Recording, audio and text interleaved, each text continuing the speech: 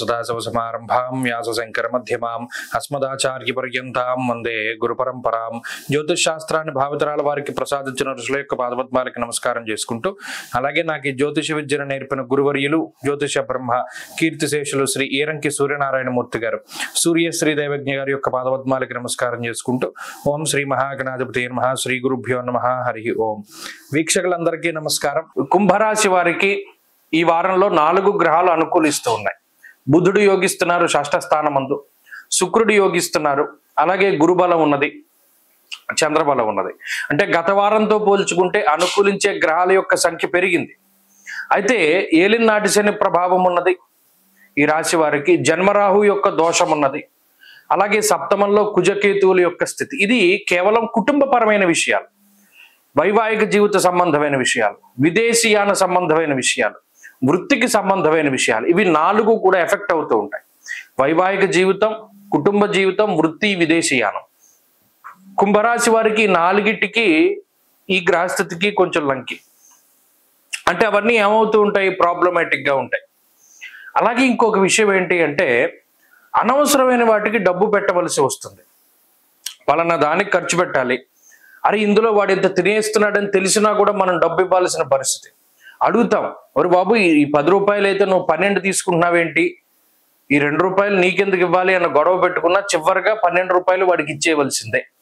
అంటే మన డబ్బు అన్యాయంగా పోతోందని తెలిసినా కూడా ఏమీ చేయలేని పరిస్థితి. అలా 1 రూపాయికి 2 రూపాయలు ఖర్చు పెడుతూ ఉంటారు. కొన్ని సందర్భాల్లో పని తొందరగా పూర్తి అవ్వాలని ఎక్కువ డబ్బులు ఖర్చు పెడతారు. కొన్ని సందర్భాల్లో మీ ప్రశాంతత, మీ ఆనందం కోసం డబ్బు ఖర్చు పెడతారు, లేదు పరుల కోసం డబ్బును ఖర్చు పెడతారు. ఇలా కొంత ఈ వారంలో ఖర్చు అనేటువంటిది కామన్. ఇది ఇప్పుడు కాదు, గత కొద్ది రోజులుగా కుంభరాశి వారికి ఉన్నది. ఇక ఆరోగ్యానికి సంబంధించిన విషయాలు సాధారణంగానే ఉన్నాయి. ఇదంత ప్రమాదకరమైన అనారోగ్య పరిస్థితి లేదు, అలానే అంత బాగున్నటువంటి హెల్త్ కండిషన్స్ ఉండవు, మధ్యస్థంగా ఆరోగ్యం ఉంటుంది.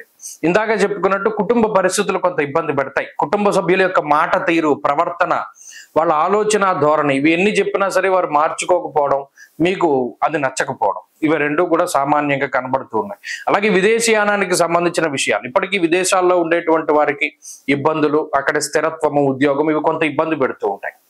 అలాగే ఇందాక చెప్పుకున్నట్టు ఖర్చు, వీటితోటి కొంత మానసిక అశాంతి.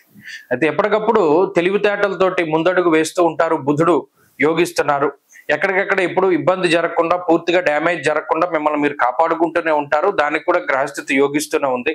కాబట్టి అంత ఇబ్బందికరమైన పరిస్థితుల్లో దైవ బలం ముఖ్యం. విష్ణు సహస్రనామాన్ని ప్రతినిత్యం పారాయణ చేయగలిగిన లేదా విన్నా చాలా మంచి ఫలితాలు వస్తాయి.